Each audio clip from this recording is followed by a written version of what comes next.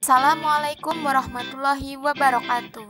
Hai teman-teman semua, perkenalkan kita dari kelompok 11 yang beranggotakan Bekti Kurniawati, Hani Maratus, dan Afifah Putri. Di sini kami akan menjelaskan mengenai desain database menggunakan model data REA di dalam sistem informasi akuntansi.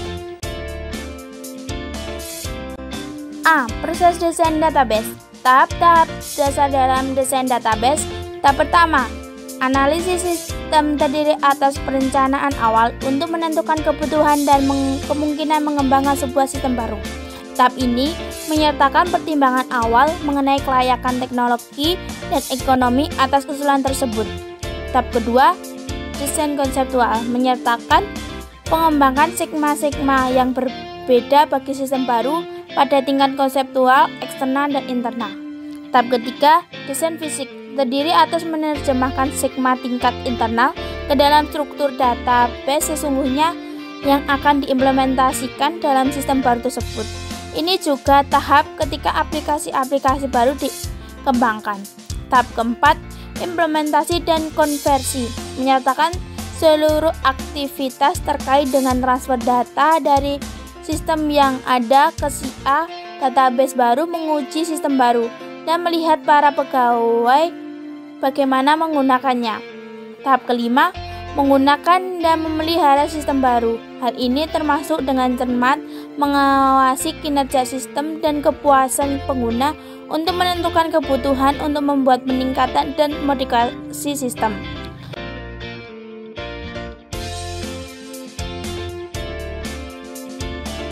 B. Diagram hubungan entitas. Diagram ini disebut sebagai diagram ER karena ia menunjukkan berbagai entitas yang dimodelkan dan hubungan penting di antaranya. Sebuah entitas atau entity adalah apapun mengenai apa yang organisasi ingin kumpulkan dan simpan mengenai informasi. Beberapa pemodel data dan penulis menggunakan wajib untuk menggambarkan hubungan figur 17-2 panel A, sementara yang lain tidak, figur 17-2 panel B. Terkadang atribut-atribut yang diasosiasikan dengan tiap entitas berdiagram sebagai oval yang diberi nama yang dihubungkan ke tiap persegi tempat figur 17-2 panel C, sementara lain waktu atribut-atribut yang dihubungkan dengan setiap entitas dicantumkan dalam sebuah tabel terpisah figur 17-2 panel D.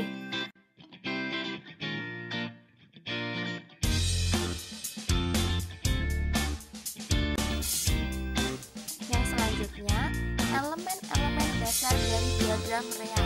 Nah, di sini ada diagram yang menunjukkan di dalamnya itu ada elemen-elemen dasar atau ada entitas-entitas dasar dari REA.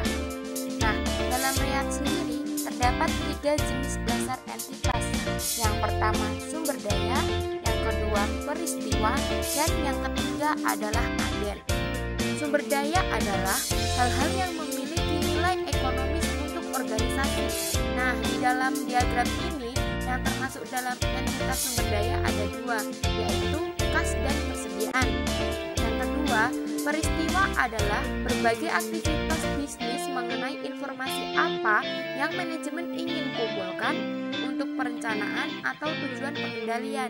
Di dalam diagram ini ada 2 entitas peristiwa, yaitu penjualan dan penerimaan kas. Yang ketiga, agen adalah orang dan organisasi yang berpartisipasi dalam peristiwa dan mengenai bagi siapa informasi diperlukan bagi perencanaan, pengendalian, dan tujuan evaluasi. Nah, di dalam diagram ini yang termasuk dalam jenis agen ada 2, yaitu pegawai dan pelanggan.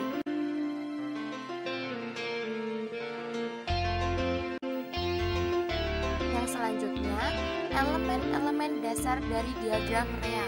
Nah, di sini ada diagram yang menunjukkan di dalamnya itu ada elemen-elemen dasar atau ada entitas-entitas dasar dari REA.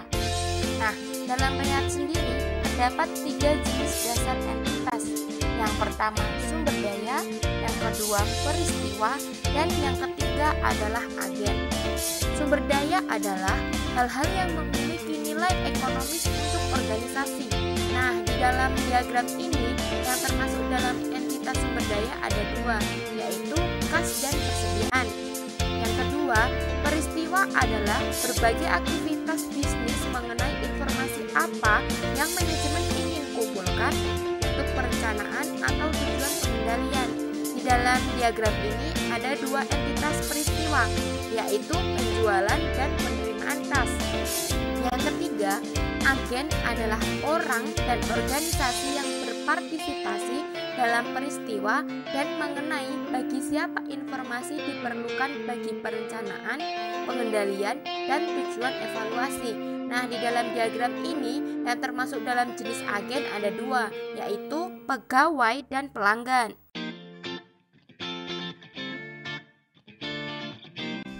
Selanjutnya, masih berkaitan dengan slide sebelumnya. Aturan 1. Setiap entitas peristiwa harus ditautkan ke setidaknya satu entitas sumber daya. Peristiwa harus ditautkan ke setidaknya satu sumber daya yang ia pengaruhi beberapa peristiwa yang dibeli. Mendapatkan sumber daya A dalam figur 17 strip 4 meningkatkan kuantitas sebuah sumber daya. Peristiwa lain seperti yang dibeli membeli sumber daya B dalam figur 17 strip 4 secara langsung menurunkan kuantitas sebuah sumber daya. Hubungan yang mempengaruhi kuantitas sumber daya terkadang disebut sebagai hubungan arus stok karena menunjukkan baik arus masuk atau arus keluar sumber daya tersebut. Aturan 2. Setiap entitas peristiwa harus ditautkan ke setidaknya satu entitas peristiwa lainnya. Figur 17 strip 4 juga menunjukkan bahwa peristiwa mendapatkan sumber daya yang ditautkan ke peristiwa memberi sumber daya B dalam apa yang dibeli sebagai hubungan dualisme ekonomi. Hubungan dualisme memberi untuk mendapatkan tersebut merefleksasikan prinsip bisnis dasar organisasi biasa jalankan dalam aktivitas yang menghabiskan sumber daya hanya dengan harapan mendapatkan sumber daya lainnya sebagai pertukaran. Aturan 3. Setiap entitas peristiwa harus ditautkan ke setidaknya dua agen yang berpartisipasi. Untuk akuntabilitas organisasi perlu melacak tindakan para pegawai. Organisasi juga perlu mengawasi status komitmen dan pertukaran dualisme ekonomi yang dijalankan dalam pihak luar. Figur 17 strip 4 menunjukkan setiap peristiwa yang ditautkan ke dua entitas agen yang berpartisipasi. Bagi peristiwa yang melibatkan transaksi dengan pihak eksternal, agen internal adalah pegawai yang bertanggung jawab bagi sumber daya yang dipengaruhi oleh peristiwa tersebut, dan agen eksternal adalah pihak eksternal untuk transaksi tersebut.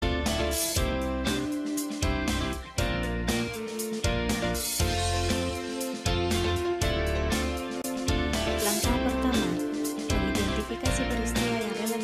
Langkah pertama dalam mengembangkan budaya sebuah situs bisnis pintar adalah mengidentifikasi peristiwa yang menarik bagi manajemen. Pada minimum, tiap model REA harus menyertakan dua peristiwa yang mempresentasikan pertukaran ekonomi dasar memberi untuk mendapatkan yang dijalankan dalam siklus bisnis tertentu tersebut. Bisa dilihat dalam figur 17 strip 5. Biasanya ada peristiwa-peristiwa lain yang manajemen tertarik dalam merencanakan, mengendalikan, dan mengawasi peristiwa tersebut. Juga diperlukan disertakan dalam model REA. Langkah 2. Mengidentifikasi sumber daya dan agen. Setelah peristiwa yang relevan telah ditentukan, sumber daya yang dapat dipengaruhi oleh peristiwa tersebut perlu diidentifikasi. Ini melibatkan menjawab 3 pertanyaan sebagai berikut. 1. Sumber daya ekonomi apa yang dikurangi oleh peristiwa memberikan? 2. Sumber daya ekonomi apa yang didapatkan oleh peristiwa memberikan? 3. Sumber daya ekonomi apa yang dipengaruhi sebuah peristiwa komitmen? Lagi sebuah pemahaman yang solid atas proses bisnis mempermudah untuk menjawab pertanyaan ini. Untuk melanjutkan contoh kita, Paul telah mengamati bahwa peristiwa penjualan melibatkan memberi persediaan ke pelanggan dan bahwa peristiwa menerima kas tersebut melibatkan mendapat pembayaran, baik dalam bentuk uang, cek, kartu kredit, atau kartu debit dari para pelanggan. Oleh karena itu, ia menambahkan sebuah entitas sumber daya persediaan ke diagram Rea dan menautkannya ke entitas peristiwa penjualan. Entitas persediaan menyimpan informasi mengenai tiap produk yang Fred jual. Kemudian Paul menambahkan sebuah entitas sumber daya ke diagram tersebut. Meskipun organisasi biasanya menggunakan berbagai rekening untuk melacak kas dan setara kas, misalnya akun pengecekan operasi, kas kecil, dan investasi jangka pendek, semuanya dirangkum dalam satu rekening neraca yang disebut kas. Sama halnya, sumber daya kas mengandung informasi mengenai tiap akun kas individual. Jadi, dalam sebuah database relasional, tabel kas akan mengandung sebuah baris terpisah untuk tiap akun spesifik. Misalnya, kas kecil, akun pengecekan. Paul kemudian menautkan entitas sumber daya kas dengan entitas peristiwa menerima kas untuk menjaga catatan persediaan yang tepat dan untuk memfasilitasi pemesanan ulang yang tepat. Waktu untuk menghindari habisnya stok tiap peristiwa mengambil pesanan pelanggan harus berujung pada mengurangi kuantitas tersedia atas barang persediaan tertentu. Oleh karena itu, Paul menambahkan sebuah tautan antara entitas sumber daya persediaan dan entitas peristiwa mengambil pesanan pelanggan dalam diagram Rea yang sedang ia kembangkan bagi siklus pendapatan Fred Transhoff. Sebagai tambahan untuk menspesifikasi sumber daya yang dipengaruhi oleh tiap peristiwa, perlu juga untuk mengidentifikasi agen yang berpartisipasi dalam peristiwa tersebut. Akan selalu ada setidaknya agen internal pegawai dan dalam sebagian besar kasus seorang agen eksternal, pelanggan atau vendor yang berpartisipasi dalam setiap peristiwa. Dalam kasus siklus pendapatan Fred Transhoff, seorang pelanggan dan seorang pramuniaga berpartisipasi dalam setiap peristiwa penjualan. Pelanggan dan seorang kasir adalah dua agen yang berpartisipasi dalam setiap peristiwa menerima kas. Baik pramuniaga dan kasir adalah pegawai di Fred's. Oleh karena itu, kedua peristiwa pertukaran ekonomi siklus pendapatan melibatkan dua jenis agen yang umum, pegawai pihak internal dan pelanggan pihak eksternal. Peristiwa mengambil pesanan pelanggan juga melibatkan baik pelanggan dan pegawai. Oleh karena itu, Paul menambahkan kedua jenis agen ke diagram dan menggambarkan hubungan untuk mengidentifikasi agen mana yang berpartisipasi dalam peristiwa yang mana. Untuk mengurangi kekacauan, ia terkadang memaukan tautan satu saluran dari sebuah entitas agen tertentu ke dua entitas peristiwa yang berdekatan. Langkah ketiga, menentukan kardinalitas hubungan. Langkah terakhir dalam menggambarkan diagram Rea bagi satu siklus transaksi untuk menambahkan informasi mengenai kardinalitas hubungan. Kardinalitas menjelaskan sifat hubungan antara dua entitas dengan mengidentifikasi seberapa banyak contoh dari satu entitas yang dapat ditautkan ke tiap contoh spesifik dari entitas lainnya. Pertimbangan hubungan antara entitas agen pelanggan dan entitas peristiwa penjual. Tiap-tiap entitas dalam sebuah diagram Rea mempresentasikan sebuah set. Sebagai contoh, entitas pelanggan mempresentasikan set pelanggan organisasi dan entitas penjualan mempresentasikan set transaksi penjualan individual yang terjadi selama periode fiskal terkini. Setiap pelanggan atau transaksi penjualan individual mempresentasikan sebuah contoh spesifikasi tes tersebut. Jadi, dalam sebuah database relasional, tiap-tiap baris dalam tabel pelanggan akan menyimpan informasi mengenai seorang pelanggan tertentu, dan baris dalam tabel penjualan akan menyimpan informasi mengenai sebuah transaksi penjualan spesifik. Kardinalitas menjelaskan seberapa banyak transaksi penjualan. Contoh dari entitas penjualannya dapat diasosiasikan dengan setiap pelanggan. Contoh dari entitas pelanggan, dan sebaliknya, seberapa banyak pelanggan yang dapat diasosiasikan dengan setiap transaksi penjualan.